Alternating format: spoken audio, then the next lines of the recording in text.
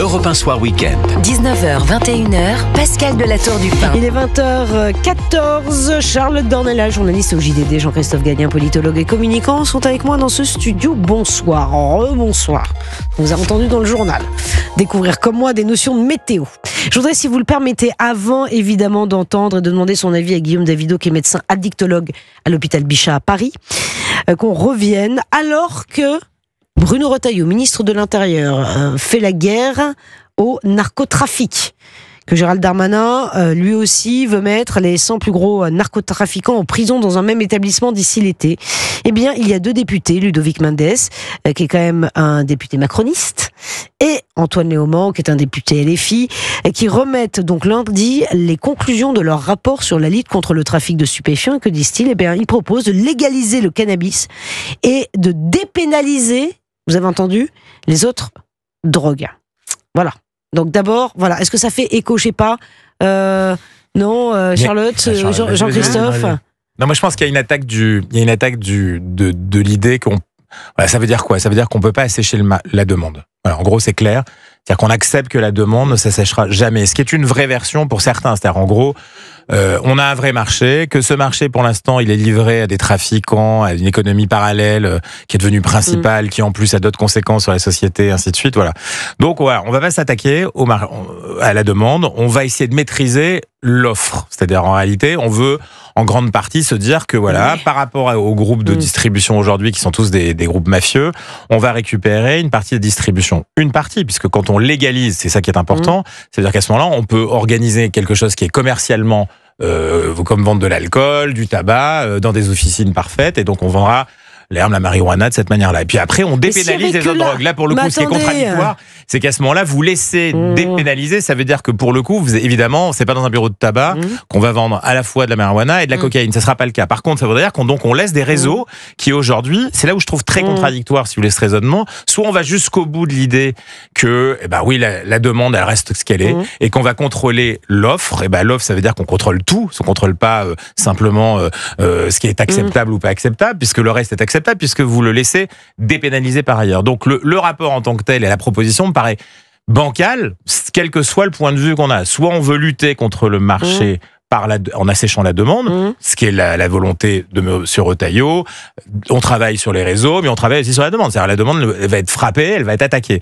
Et de l'autre côté, quand on dit non, on va pas attaquer la demande et on veut contrôler l'offre et la contrôler totalement, on la contrôle totalement. On peut pas être à moitié, si vous voulez. Ça n'a aucun sens du point de vue même des deux options, si vous voulez. Je suis atterré par les chiffres quand même de consommation en France, parce que moi je suis très très loin de ça. La consommation de cocaïne a été multipliée par 2 en 10 ans.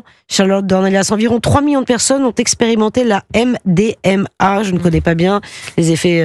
C'est quoi ? Bon, je vais demander à Guillaume Davido dans un petit instant. Et 750 000 personnes en ont un usage régulier. Là, on est au-delà du cannabis, Charlotte Dornelas. Oui, c'est des drogues de synthèse en gros et qui inquiètent énormément. Et là, au niveau européen, c'est plusieurs centaines de drogues de synthèse différentes qui sont répertoriées par les autorités en circulation, aussi bien en France que c'est encore pire en Europe globalement. Donc oui, il y a beaucoup de nouvelles drogues par rapport à celles qu'on connaît ou dont on a l'habitude d'entendre parler, à savoir le cannabis, la cocaïne, l'héroïne. Simplement, en fait, le problème de ce débat sur la dépénalisation, la légalisation, etc., c'est que, mais il est complètement à côté de la plaque et de la réalité du trafic de drogue. Pourquoi ? Parce que, la question de la légalisation du cannabis ne répond pas à une question simple, de quoi parle-t-on ? Parce que le cannabis aujourd'hui qui est en circulation et qu'on vous vend dans la rue, il a un taux de substance active que jamais l'État n'assumera de vendre. Jamais. C'est vrai. Donc on parlait il y a 30 ans d'un taux de substance active qui était, je veux pas dire de bêtises, mais minimum 5 fois inférieur à celui qui est vendu aujourd'hui dans les rues. Donc jamais l'État ne vendra ce cannabis-là. Donc qui vendra le reste ? On dépénalise quoi exactement ? On légalise, puisqu'ils veulent légaliser en l'occurrence le cannabis, on légalise quoi exactement ? Parce que il y a aussi ça dans le discours d'une certaine génération, c'est pas le cas en l'occurrence, Antoine Léaumont est très jeune, mais on entend parfois dans les générations un peu plus anciennes une espèce de nostalgie un peu du pétard qu'on a fumé quand on avait 18 ans avec le discours 68A. On ne parle plus du tout de la même chose, du tout de la même chose. Là, on parle de substances qui sont capables d'activer notamment dans le cerveau, de détruire des cerveaux ou d'activer des maladies dépendance immédiate aussi. Une dépendance immédiate. Certaines bouffées délirantes, les fameuses bouffées délirantes, où après on nous explique, bah oui, mais le pauvre, vous voyez, devant le tribunal, il y peut rien, il était sous l'effet du cannabis. Donc déjà, moi, je sais pas de quoi il parle. Vraiment, je sais pas. Sur le terrain sanitaire, je sais pas de quoi il parle et c'est pas ma compétence première. La dictologue va en parler bien mieux que moi. Sur le plan sécuritaire, étant donné qu'on ne sait pas ce qu'ils veulent légaliser, ça ne réglera absolument rien. D'autant que les réseaux aujourd'hui s'adaptent à une vitesse folle, puisque la question de la demande est très renseignée, notamment par les forces de l'ordre et les magistrats, qui expliquent que c'est très simple. Non seulement les trafiquants répondent à une demande qui est de plus en plus forte, certes, mais ils la créent aussi, avec un marketing extrêmement agressif. Donc vous leur achetez du cannabis, et la fois d'après, ils vous disent, bah tiens, je t'ai mis 1 gramme de coke, tu vas tester. Et puis si t'aimes, tu reviendras. Et ils vous mettent ça avec de la coke ou avec des drogues de synthèse, dont certaines génère une addiction quasiment à la première prise. Donc il y a aussi la création de ce marché-là. Et de la même manière, quand ils nous expliquent qu'ils veulent dépénaliser la cocaïne, alors entre 1 et 3 grammes, entre 3 et 6 finalement ce serait une amende. Attendez. De quoi on parle exactement? De quoi on parle? Mais c'est beaucoup 1 gramme? Enfin c'est quoi? Enfin c'est quoi genre la composition? Bah oui, c'est beaucoup 1 gramme puisque vous pouvez les acheter par gramme. Donc moi je sais pas quel est le poids exactement. Je n'y comprends rien et les auditeurs d'Europe 1 doivent pas beaucoup. Guillaume Davido, bonsoir. Bonsoir. Merci d'être avec nous sur Europe 1. On a besoin évidemment de votre expertise. Vous êtes médecin addictologue à l'hôpital Bichat à Paris. Vous avez entendu, et c'était important d'entendre effectivement ce que nous disions à propos de cette actualité, de ces propositions de ces 2 députés. D'abord, vous en tant qu'addictologue, je parle du médecin que vous êtes et qui va être confronté justement aux addictions. Que pensez-vous de ces propositions ? J'ai envie de dire, alors je pense que tout a été quasiment déjà dit sur votre plateau.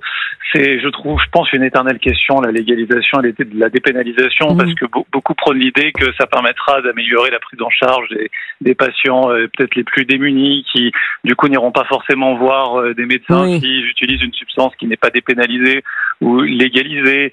Mais d'un autre côté, ça envoie, il y a beaucoup de pays qui justement ont essayé de légaliser. Non mais vous, en tant qu'addictologue, on vous dit demain, Guillaume Davido, bon ben voilà, le cannabis est légalisé et, écoutez, semble-t-il, c'est pas très grave de consommer de la cocaïne à moins de 3 grammes.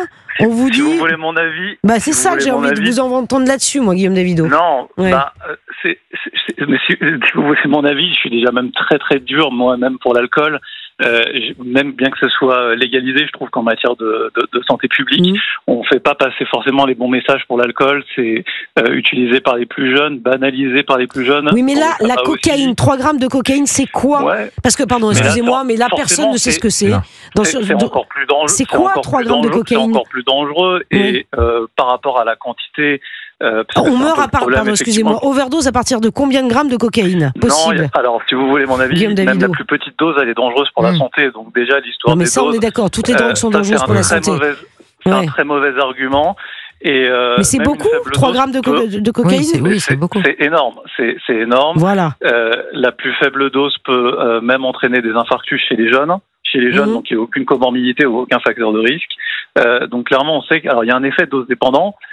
Mais la plus petite dose reste quand même très dangereuse. Donc de toute manière, c'est pas une bonne chose de banaliser le fait qu'à partir d'une certaine dose, c'est sûr qu'il faut faire attention, faut tirer signe d'alarme. Non, en fait, c'est la cocaïne qui est une substance dangereuse et pour laquelle c'est inaudible de dire qu'il faut la légaliser et la dépénaliser. Mais ce que j'essaie de vous dire en vous donnant l'exemple de l'alcool et du tabac, c'est que beaucoup de personnes vous diront aussi que ces substances-là ont été légalisées, que ça a permis de mieux contrôler, mieux encadrer les personnes et que c'est des substances presque tout aussi dangereuses. La dangerosité est assez relative puisque c'est vrai que l'alcool est très dangereux pour la santé quand elle est consommée en forte quantité et sur de longues durées, mais même une faible consommation peut être aussi un risque. Et c'est vrai que en fait, tout dépend de ce qu'on considère une substance à risque.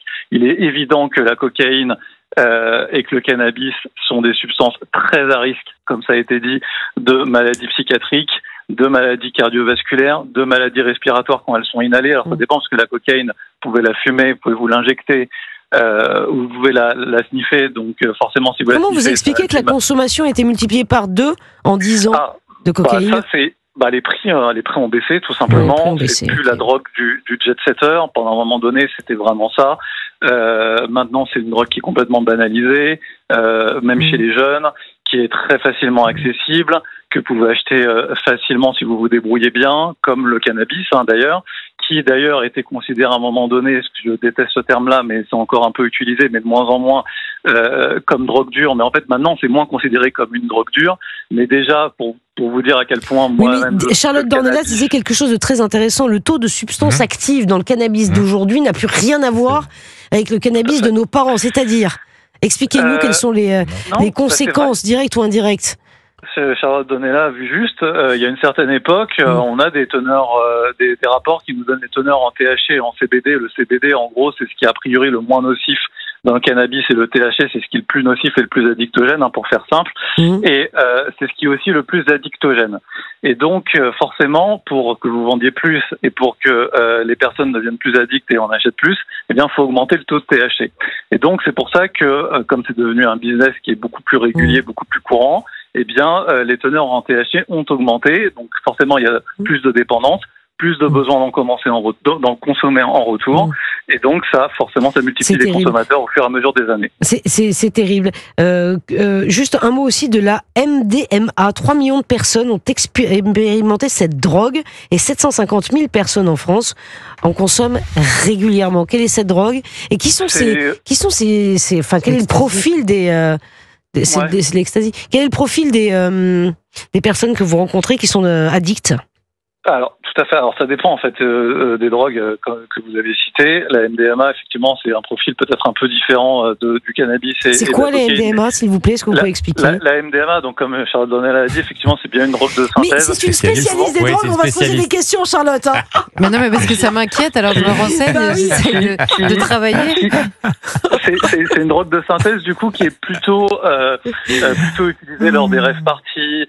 Lors de soirées, en boîte, en discothèque, où on va vous en proposer, ça, souvent sous forme de comprimé, ça dépend sous quelle forme vous la prenez, ça peut être sous forme de poudre ou sous forme de gélule, ça a souvent un bel aspect, de belles couleurs, donc ça donne envie, et ça donne envie surtout aux plus jeunes.